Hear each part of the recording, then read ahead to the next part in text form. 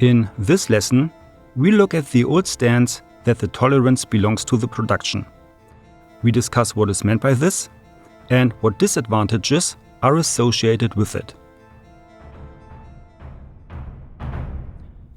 Hello again to this lesson, which essentially has two learning objectives.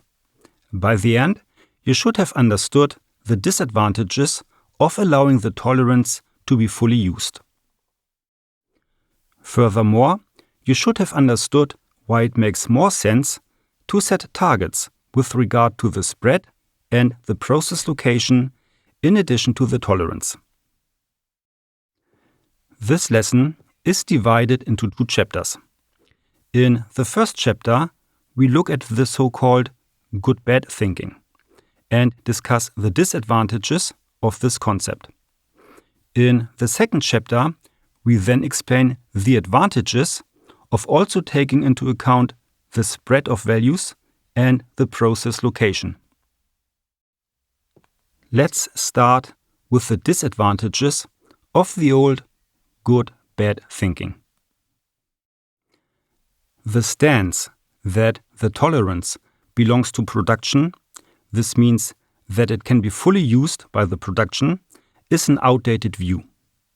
We will show the disadvantages of this approach using the example of this piston. This has a nominal size and a tolerance and the resulting minimum and maximum size. Based on these measurements, we will build a diagram to show the mentioned disadvantages. We will take the picture of the piston with its dimensions to the next few pages in order not to lose the connection to our example. Let's start our chart with the diameter axis, starting at 59.9 and ending at 60.3 mm.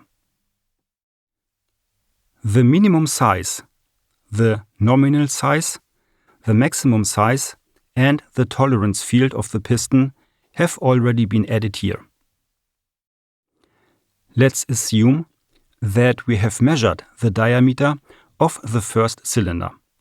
This has an actual value of 60.06 mm. This value is shown here exactly at 60.06 mm by such a blue arrow. Such an arrow is called a value arrow. The measurement of two other pistons resulted in the actual dimensions of 60.0 and 60.2 mm, also represented by these two value arrows. And so it goes on until there are sufficient measured values on the basis of which the process result can be adequately described. The diameter is a so-called variable characteristic. This means that it can take on any intermediate value, and of course, it can happen that a measured value occurs more than once. These are then represented by value arrows lying one on top of the other. Several arrows on top of each other are called a value line. Finally, let's complete our picture with the remaining values. Since it is permissible to use the entire width of the tolerance field, this allows the values to be evenly distributed over the entire width. Theoretically, this results in this rectangular or uniform distribution of the values. If you replace the arrows with bars, you get a histogram.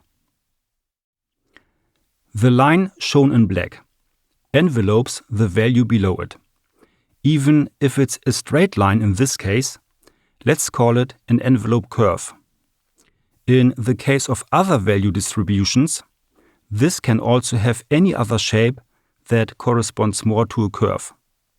Theoretically, 100% of all values are below this curve. Let's fill this area completely in blue. If the only requirement for the production is compliance with the tolerance, then this also means that all values within the tolerance are equally good. So there is no ranking in value between the individual good values. We have already mentioned that it used to be said that the tolerance belongs to the production. What this means is that there are no further targets apart from compliance with the tolerance. However, this view already has a very decisive disadvantage, because if there are no further targets, then there are no incentives for improvement. Improvements mean trying to get closer to the target value, keeping the spread of the values small, and making the process robust. Let's now take a closer look at the limits. In other words, parts whose actual size is, for example, exactly the minimum size. Shown here with the red arrow is a dimension that is just outside of tolerance. It is difficult to explain why a piston with a diameter of 59.98 is considered absolutely useless, when a 60 mm diameter piston, which is only 0.02 mm larger, is considered good and fully usable. Just as the blue area represents all good parts, the yellow area represents all possible bad parts. Of course, this also applies to the other side of the tolerance. Without a target to get as close as possible to the target value, it is theoretically possible that there will be an accumulation of values close to one of the tolerance limits. This also increases the risk that this limit will be exceeded and bad parts will be produced. This is another disadvantage of the view that the tolerance is allowed to be fully utilized by manufacturing. Let's now come back to the advantages that target values for the process location and the variance have.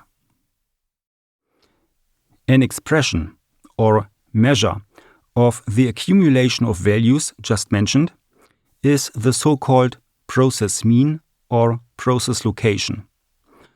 Without a target, this can also be close to one of the tolerance limits, combined with the risk of producing more bad parts. In order to be sure to produce good products, it would be better if the following two additional requirements were made of the production.